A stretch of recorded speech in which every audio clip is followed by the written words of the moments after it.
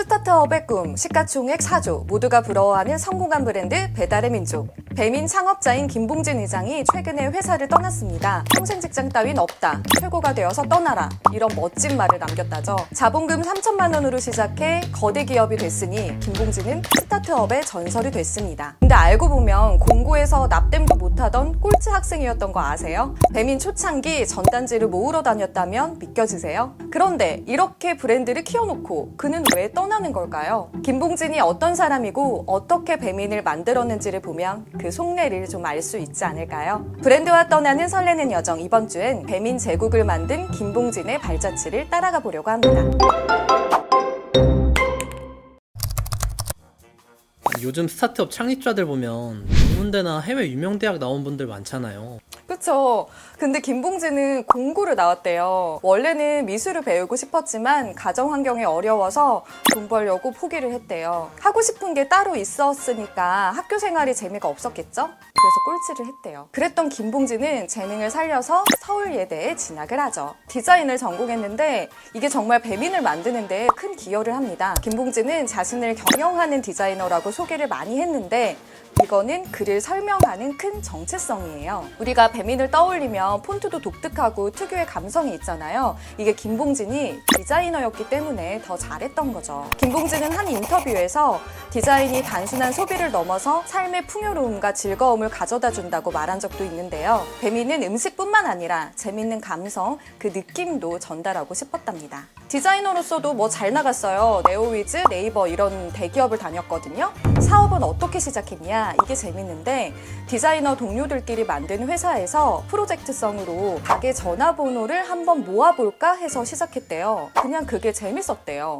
유명 창업자들은 왜 다 그냥 재밌어서 했다고 하는 걸까요? 순수성이 기업을 만들 때 엄청난 원동력이 되는 게 아닐까요? 사실 사업을 시작한 계기보다 중요한 건 어떻게 읽어나갔느냐. 그러니까 지속 가능한 힘일지도 몰라요. 김봉진도 사업은 아이디어만으로는 끝나지 않는다. 실행력, 그 진지함이 중요하다고 했었어요. 사업가로서 그는 알고 보니까 엄청난 성실파였어요. 창업 준비 시절에 그는 2년 동안 디자인 관련 콘텐츠를 하루도 쉬지 않고 올렸고요. 일주일에 책 5권 이상을 꼬박꼬박 읽었다고 해요. 배민 초기에는 가게 전화번호를 모으기 위해서 6개월 내리 전단지를 주우러 다녔대요. 이따가 할 얘긴데 회사에서도 대놓고 근면 성실을 강조합니다. 배민은 혁신의 아이콘이니까 되게 자유분방할 것 같잖아요. 근데 9시와 9시 1분은 다르다. 출근 체크를 엄격하게 한대요.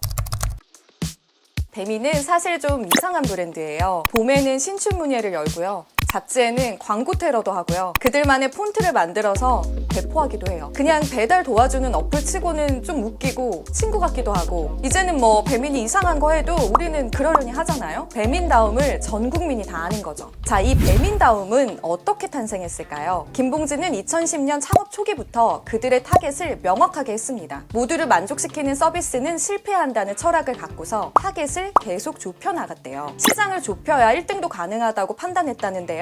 예를 들면 이런 거예요. 샴푸 시장에서 1위 하기가 힘들잖아요. 비듬 시장에서 1위. 그것도 힘들다? 그럼 10대 후반에서 20대 중반을 타겟으로 잡자. 이것도 어려우면 고등학생으로 더 좁혀서 서울 지역 2학년 남자 고등학생 중 가계소득 상위 20% 이상 가구 중에서라도 1등을 하자. 이렇게 어떻게든 1등을 할 수 있게끔 타겟을 좁히는 게 중요하다고 강조했는데요. 왜냐고요? 그래야 조직에 자신감을 주고 타겟을 휘어잡을 수 있다고요. 자, 그럼 초기에 배민의 타겟은 누구였냐고요? 김봉진이 관찰해 보니까 회사에서는 막내, 친구들 사이에서는 가장 만만한 친구가 주문을 하더래요. 그래서 그들의 첫 타겟을 20대, 홍대 문화에 익숙한 성격은 좀 친근하고 만만한 무한도전에서 좀 나올 법한 성격으로 페르소나를 만들었대요. 그리고 그들한테 먹힐 만한 거는 바로 B급 감성이다 이렇게 생각한 김봉진은 이걸 어떻게 전할지 고민을 했대요. 그때마다 생각한 게 바로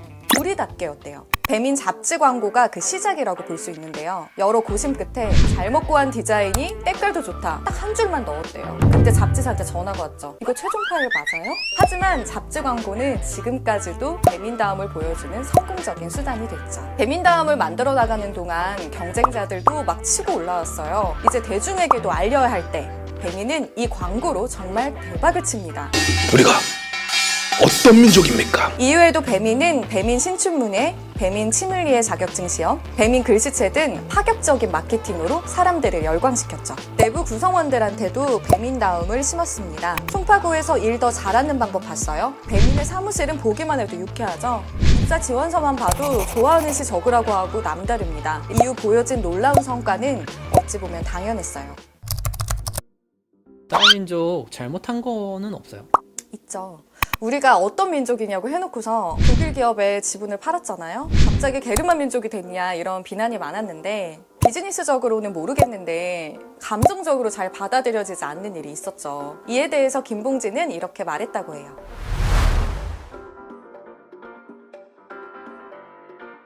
김봉진이 왜 떠나는 거래요?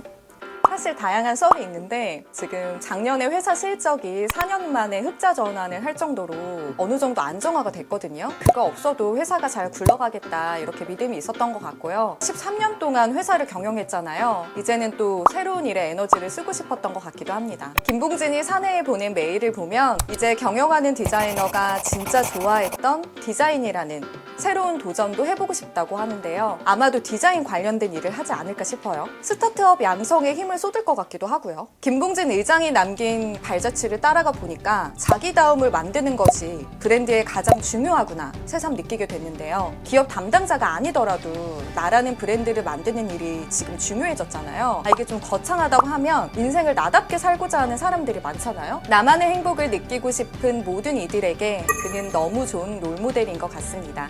그의 앞날을 기대합니다. 오늘 비크닉 여기까지 할게요. 다음에 저희 인터뷰에도 나와주세요. 제발요.